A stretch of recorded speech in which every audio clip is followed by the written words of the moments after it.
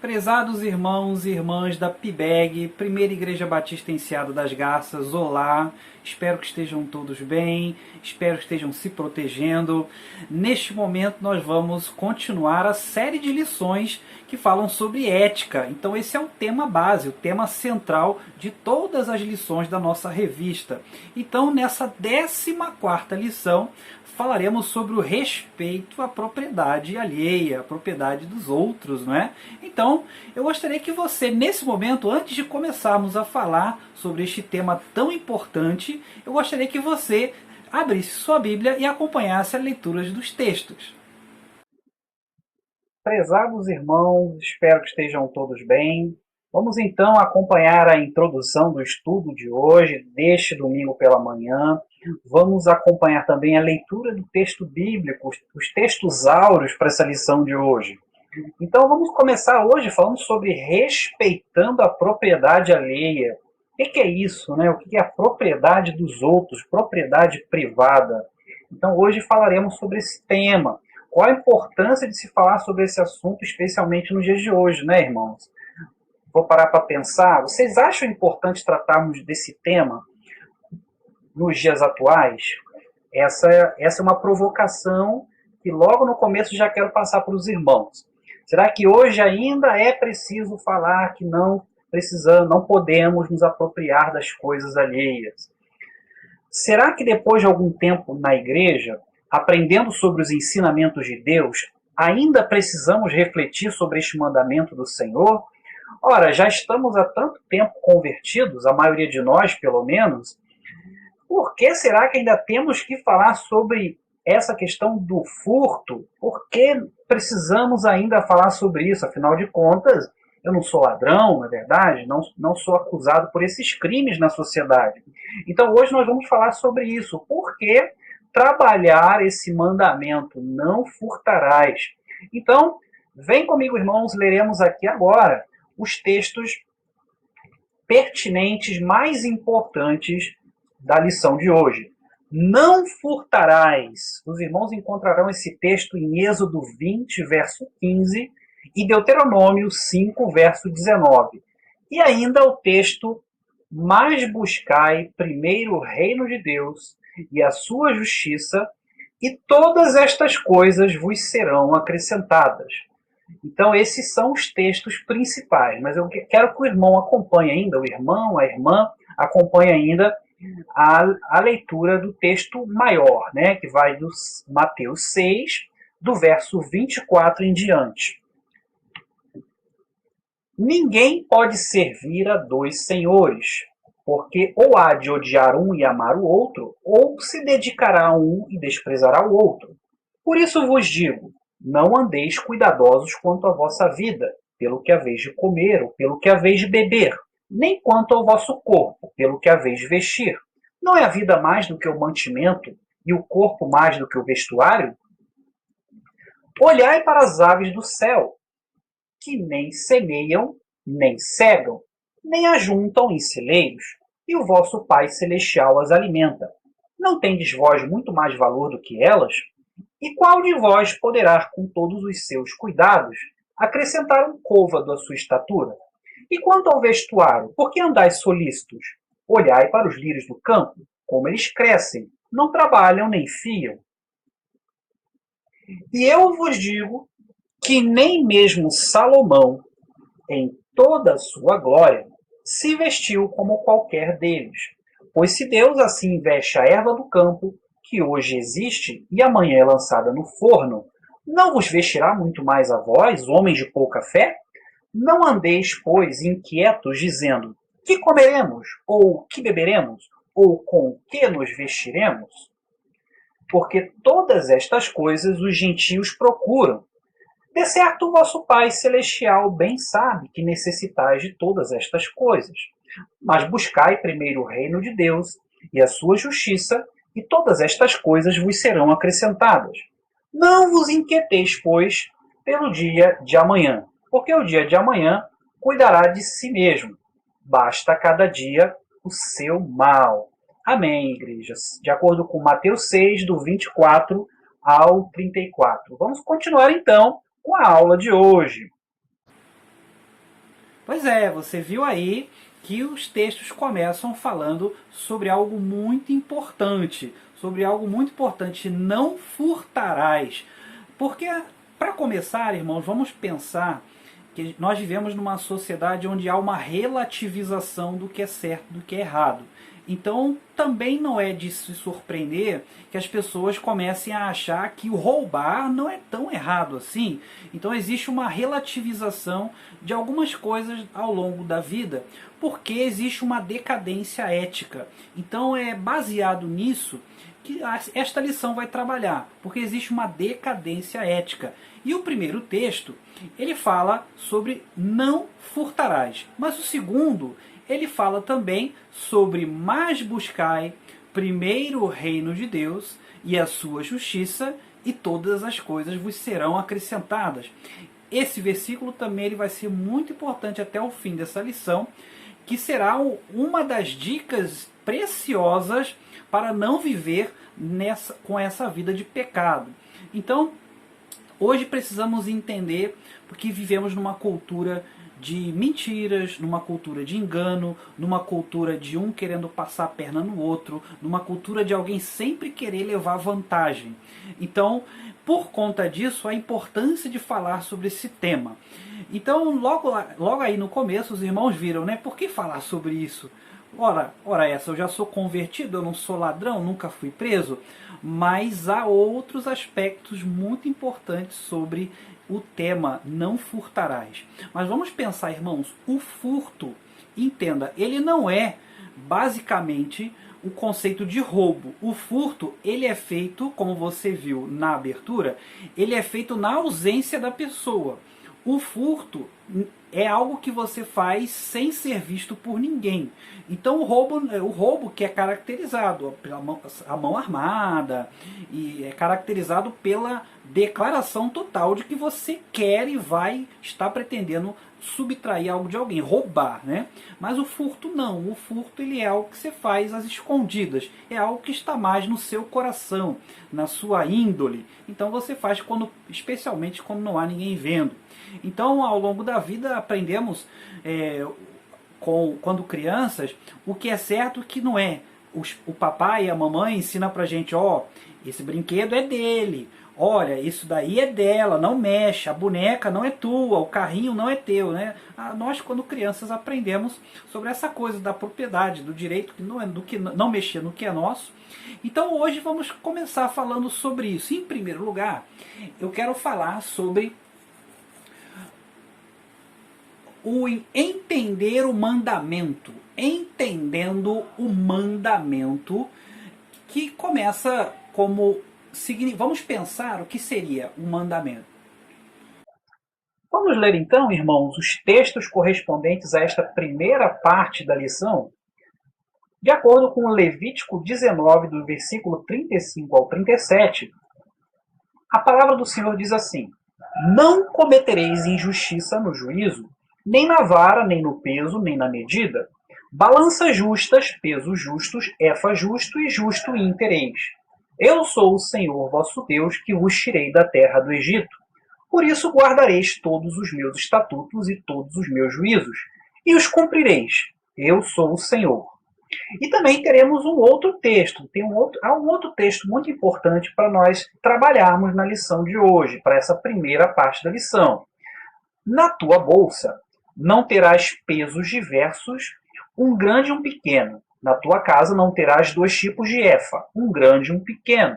Peso inteiro e justo terás, efa inteiro e justo terás, para que se prolonguem os teus dias na terra que te dará o Senhor teu Deus. Porque a abominação é ao Senhor teu Deus todo aquele que faz isto, todo aquele que fizer injustiça, de acordo com Deuteronômio 25, do verso 13 ao 16. Então, nessa primeira parte da lição, nós vamos tentar entender o mandamento. O livro de Levítico, logo no capítulo 22, ele fala sobre algumas punições. Levítico 22, do 1 ao 15, fala sobre as punições sobre aqueles que cometem o roubo. Existem as punições que versam sobre a restituição em dobro, e ainda restituições em 4 vezes mais. E o texto bíblico ele fala sobre aquele que toma emprestado e não devolve, precisa, se perder o que foi emprestado, precisa restituir. Então o texto bíblico, não apenas o texto bíblico, como também as leis daquele tempo, também previam punições para aquele que subtraía ou perdia algo de alguém. Então o roubo, conforme visto nos textos, ele era abominável e ainda é visto com maus olhos pelo Criador. Então vamos pensar da seguinte forma, queridos irmãos, queridas irmãs da PIBEG. O texto bíblico ele fala ainda sobre a questão da ética, ou seja, você ter na tua bolsa, nas tuas relações, não dar menos do que é devido. Por exemplo, um grande e um pequeno. Na tua mão não terás 2 tipos de efa, peso inteiro, peso injustos. Não terás pesos diversos. Por quê? O que a palavra de Deus diz nesse texto bíblico? Você precisa, nas suas relações, ser correto. Então, o texto bíblico mostra naquela relação da lei mosaica que o povo ele não podia passar a perna nos outros. Então o povo não podia simplesmente, eu vou fazer o que eu quiser e vou deixar as pessoas na mão. Não. Deixar as pessoas na mão é pecado. Você cobrar além do que é devido também é pecado. Então, tanto para você que cobra quanto para você que deve, a Bíblia pede justiça. A Bíblia pede para sermos justos. Então vamos pensar nessa questão. O texto é claro. O texto é claro. Em Jeremias 7, 9 e 10 fala que é abominação. O irmão poderá ler esse texto em casa. Jeremias 7, verso 9 e verso 10. Bem como o texto de Acã, em Josué 7, verso 15. Então, nós lemos alguns textos aqui que são muito impertinentes sobre essa questão. A Bíblia é taxativa sobre a questão do roubo, sobre o débito, a dívida. Não é para ter. É um problema ético grave. Não é um probleminha. Então, o furto, ele não acontece só quando você tira algo de alguém que estava exposto. Quando você rouba a bicicleta de alguém. Você roubou o carro de alguém porque conseguiu a chave e nunca mais devolveu. O roubo não é só isso, o furto não é só isso. O furto ele vai além, ele tem a ver com o seu coração, com a sua dívida, com aquilo que você precisa honrar. Então, biblicamente, temos que ter essa percepção. Então, vamos para a leitura dos textos bíblicos da segunda parte da lição de hoje. Então, leiamos um dos textos que será muito importante para nós continuarmos a lição de hoje. Essa segunda parte da lição vai falar sobre advertências positivas. E uma mulher, das mulheres dos filhos dos profetas, clamou a Eliseu, dizendo: Meu marido, teu servo, morreu. E tu sabes que o teu servo temia o Senhor, e veio o credor para levar os meus 2 filhos para serem servos. E Eliseu lhe disse: Que te hei de fazer? Dize-me o que é que tens em casa. E ela disse: Tua serva não tem nada em casa senão uma botija de azeite. Então disse ele: Vai, pede emprestadas de todos os teus vizinhos vasilhas vazias, não poucas. Então entra e fecha a porta sobre ti e sobre teus filhos, e deita o azeite em todas aquelas vasilhas, e põe à parte a que estiver cheia. Partiu, pois, dele, e fechou a porta sobre si e sobre os seus filhos, e eles lhes traziam as vasilhas, e elas enchia. E sucedeu que, cheias que foram as vasilhas, disse a seu filho: Traze-me ainda uma vasilha.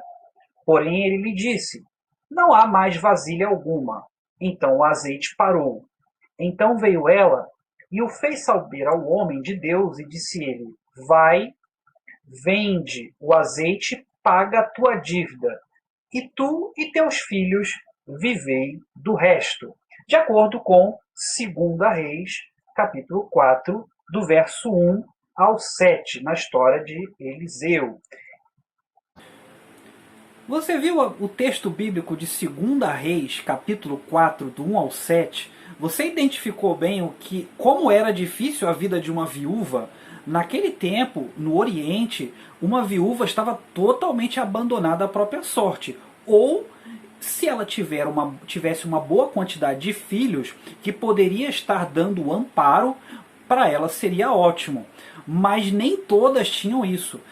A palavra do Senhor, ela mostra que o caráter do líder da congregação de Deus, do líder espiritual, o caráter deste líder ele é medido quando ele vê as injustiças sociais que acontecem aos órfãos e às viúvas. Então, quando o servo do Senhor ele é provado nessa área, ele mostra o seu caráter, porque ele mostra a sua preocupação com a viúva. Eliseu ali, ele teve uma oportunidade e aproveitou essa oportunidade. Aquela viúva, ela estava precisando de um numerário para poder pagar os credores, mas ela não tinha. O marido tinha acabado de morrer e se ela não pagasse, ela teria que dar os filhos como escravos. E essa era uma lei, não apenas uma lei temporal, era uma lei também bíblica, e que também encontra-se em Levítico. Então ela teria que entregar os filhos para serem escravos ou conseguir o dinheiro, conseguir o numerário, conseguir a importância. Então, a solução foi oferecida. Ela juntou o azeite, Eliseu pediu, olha, junta o azeite com os vizinhos. Você não tem o suficiente? Junta com os vizinhos, traz para cá, a gente vende e você pega o dinheiro, o que sobrar ainda dá para você viver com os seus filhos. Então Eliseu trouxe uma solução maravilhosa para que não houvesse dívida alguma da parte dela, para que ninguém fosse roubado, mesmo diante de uma injustiça, mesmo diante de uma possível necessidade. Então Deus acaba trazendo para essa viúva uma solução. Então naquele momento, a palavra do Senhor mostra para nós algumas coisas muito importantes. Anote aí, essas advertências, elas são seis advertências importantes para a gente pensar na questão de ato mesmo, para não precisarmos furtar nada de ninguém, para não devermos nada a ninguém. Então, há 6 advertências positivas que nós podemos pensar. A primeira é honestidade no pagamento de impostos. A palavra de Deus diz, no momento em que Jesus ele é provado, diz assim: Senhor, sabemos que é justo, etc. e tal.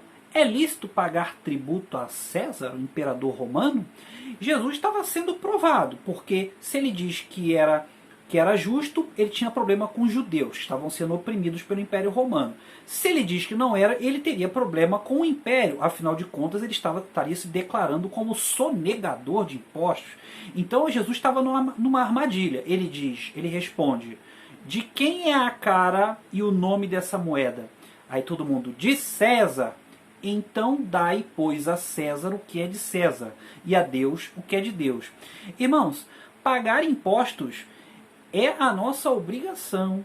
A sonegação, ela não é vista por Deus com bons olhos. Sonegar, por mais que a gente considere o governo corrupto, por mais que os políticos sejam de fato, boa parte deles, corruptos, a sonegação de impostos não é bem vista pelo Senhor. Então, esta é a primeira advertência positiva. A segunda é honestidade nas relações comerciais.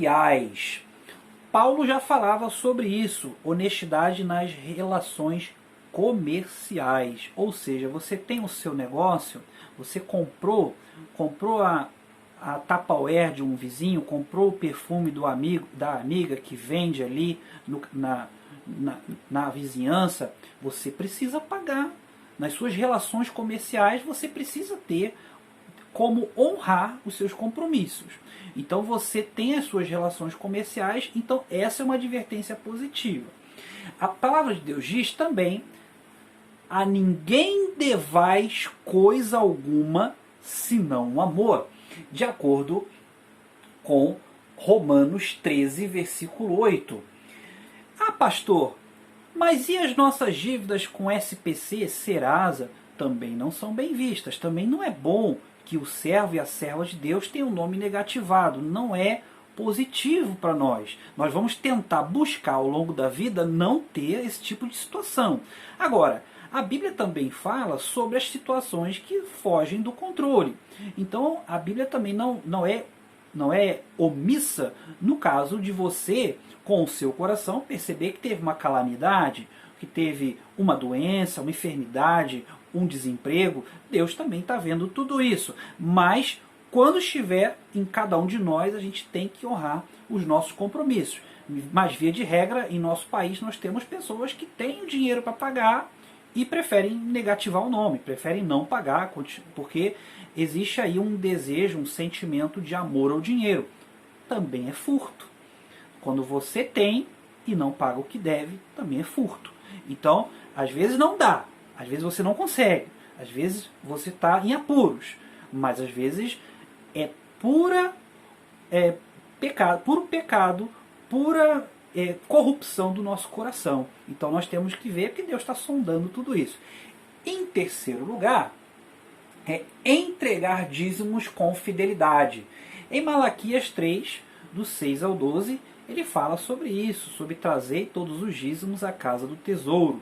Então, a palavra roubar, no versículo 10, ela fala exatamente sobre isso. A questão é o mesmo conceito, muito parecido com o furto. O furto está subtraindo de Deus, porque é de Deus, não é nosso. O que não é nosso não é para ser administrado pela gente. Então, é desejo de Deus que nós tenhamos também sabedoria na administração dos dízimos das ofertas, porque os dízimos e ofertas não são só os dízimos. Os dízimos, eles são aquilo que Deus espera que nós trabalhemos com a fidelidade. E, havendo a falta dessa fidelidade, incorremos em infidelidade no pecado do furto, em furtar da palavra de Deus. Infelizmente, hoje, existe muita incredulidade em relação a isso, e a pessoa que não teme a Deus tende a falar, porque você está devendo para a igreja, está devendo para o pastor, não está devendo para Deus. Então fica aparecendo um conceito meio incrédulo, bastante incrédulo na verdade, que acomete a nossa comunidade evangélica. Em quarto lugar, nós vamos ver os ser corretos com pessoas que trabalham para nós. Ué, pastor, mas eu não sou empresário. Pastor, eu não tenho uma empresa, então não tenho preocupação com ser correto com quem trabalha para mim. Ué, mas você nunca teve um prestador de serviço na sua casa? Nunca teve um bombeiro? Nunca teve um mecânico? Nunca procurou uma pessoa para prestar um serviço? Então tendemos aí, às vezes, a não ser honrados com essas pessoas que trabalham para nós, né? Mesmo quando não somos empresários. Então, irmão, tendemos às vezes a tirar proveito dos amigos que têm seus serviços prestados. E por ser amigo, por ser parente, a gente tende a não pagar ou pagar por último. Então, o furto também tem a ver com essas relações com pessoas que trabalham para você.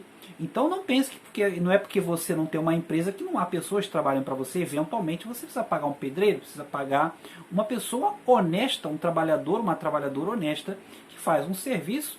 Então a Bíblia também mostra que temos que ser honestos e corretos. O quinto, nós vamos falar sobre sermos firmes contra as possibilidades de corrupção.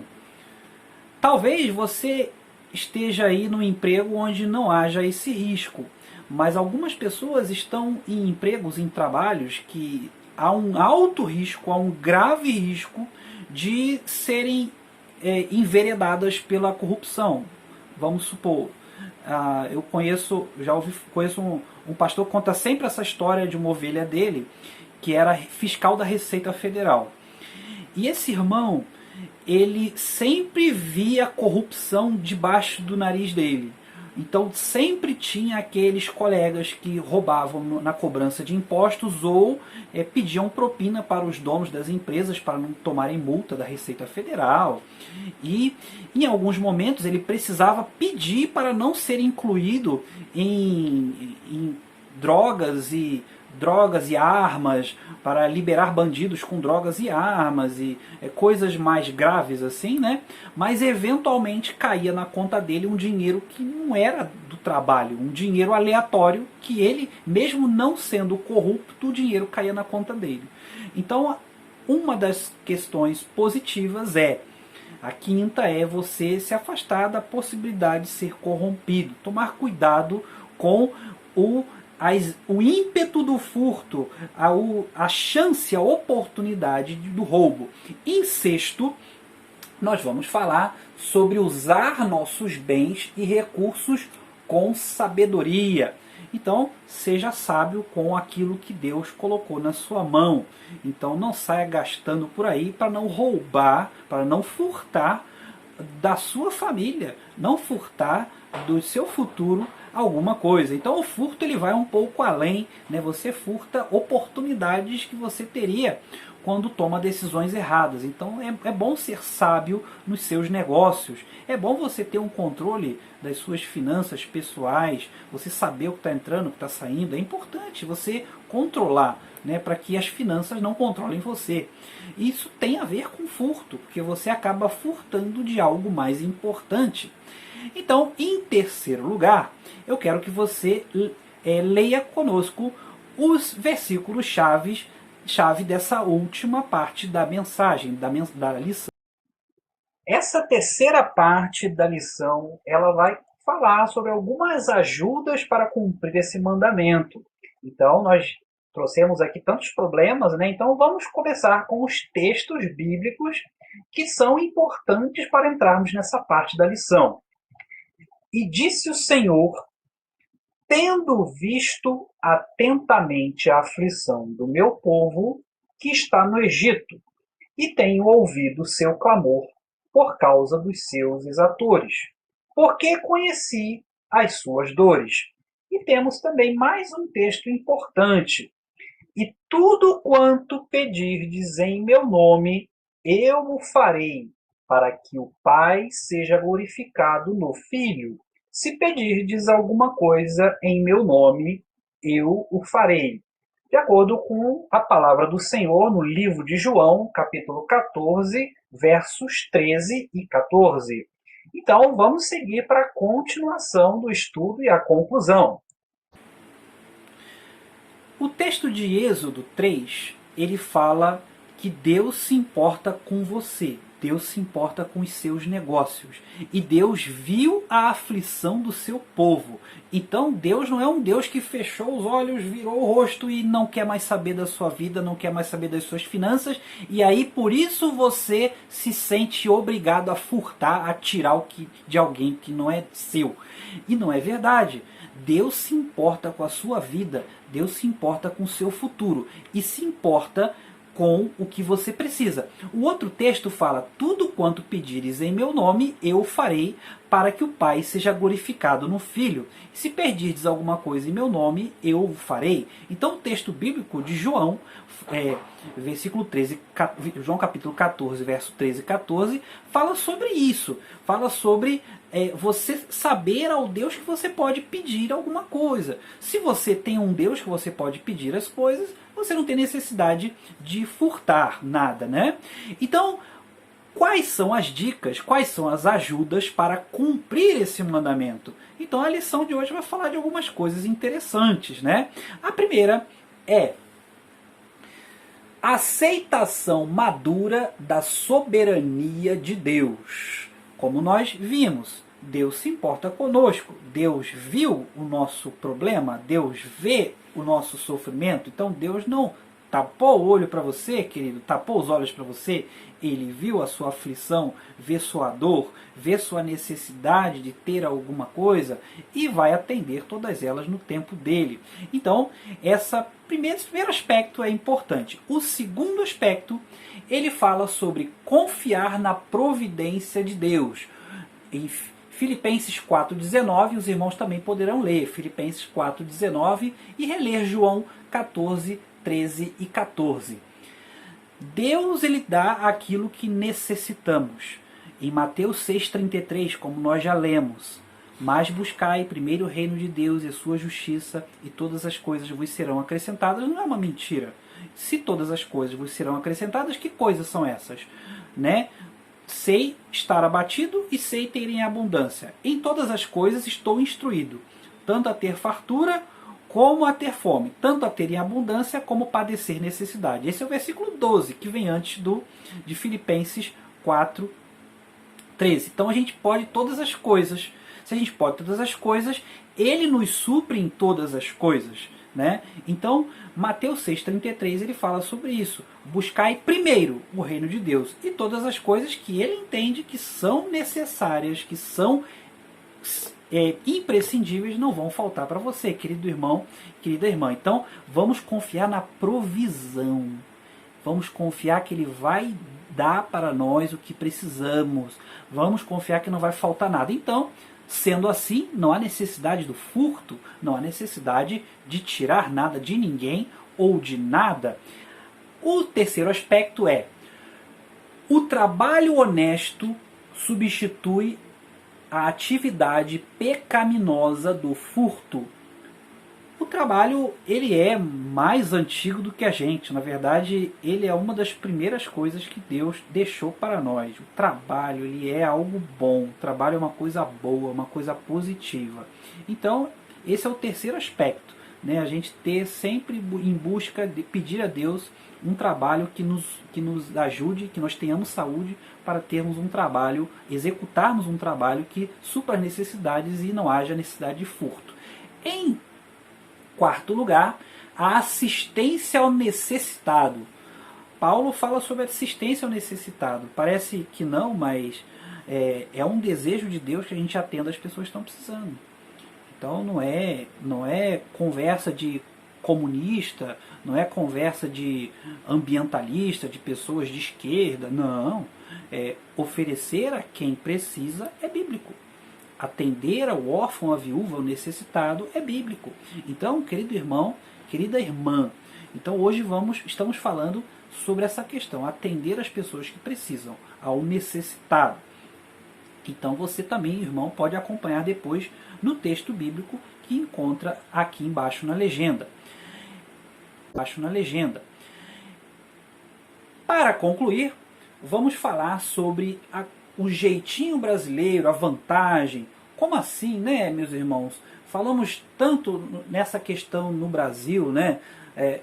Em primeiro lugar, o servo do Senhor, para concluir, ele não trabalha com esperteza. No Brasil existe muita esperteza, mas para o servo do Senhor, ele trabalha com direcionamento espiritual. Então, nós não precisamos da esperteza do brasileiro, do jeitinho brasileiro, da malandragem. A gente não precisa. Então, não há necessidade de tomar o que não é seu, porque Deus te dá discernimento espiritual.